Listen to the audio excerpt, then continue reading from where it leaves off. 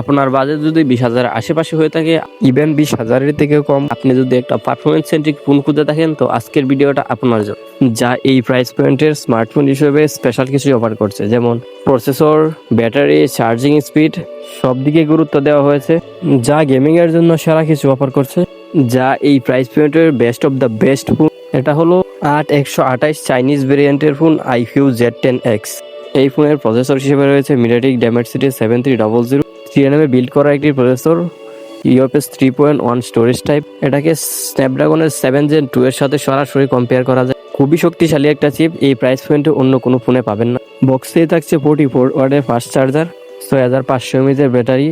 এই ফোনের মেইন ক্যামেরায় রয়েছে 50 মেগাপিক্সেলের একটি শুটার, তার পাশাপাশি রয়েছে 8 মেগাপিক্সেলের একটি আলট্রা ওয়াইড শুটার। সেলফি ক্যামেরায় রয়েছে 13 মেগাপিক্সেলের একটা শুটার।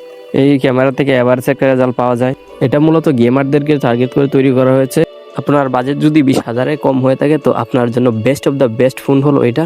এই ফোন তার প্রাইস পয়েন্ট থেকে যা কিছু অফার করছে, এই প্রাইস পয়েন্টে অন্য কোনো ফোনে এই ফিচারগুলো পাবেন না।